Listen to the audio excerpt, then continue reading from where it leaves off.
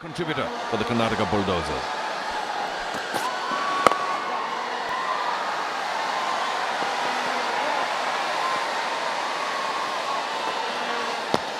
Good bowling change by Sudeep. Good time to get Sudeep in. You know there's a new man in Prithvi. And like we said, Pradeep, very important contributor to the Karnataka Bulldozers. There's Vanka Pratap and Akhil. And like you said, they were bitterly disappointed at having missed out on the finals. They played excellent cricket throughout the league phase. Unfortunately, didn't perform to the standards they had set themselves in the semi-finals. And the man standing to the left of Vanka Pratap, Akhil, would be particularly disappointed. Came back from the US for the semi-final. Was hoping to also play the final.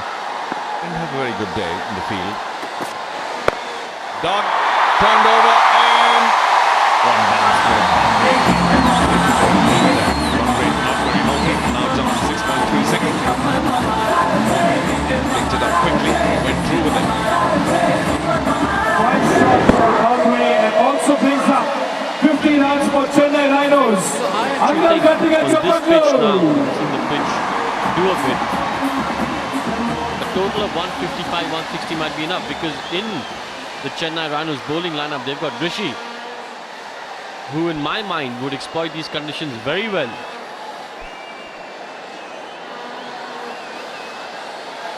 Yeah, well, you know, Rishi sadly is not playing today. He had a very good spell, mind you, in the semi-final. Down with a niggle. Did he catch an outer edge? Yes, he did. Four more runs for Chennai Rhinos. Just inches away from Sudeep's outstretched right hand. You have to give him the credit. Perhaps he planned that. Oh yes, it was deliberately played. I don't think he intended to be as close to Sudeep as that was, but the intention was right. And at the end of the day, what matters is the 4 runs. True. Just feathering it over the keeper. A shot full of danger.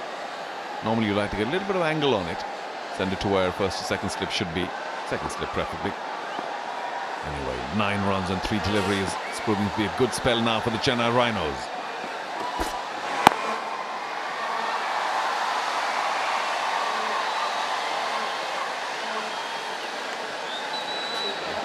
To the fourth, that was wide. Much better.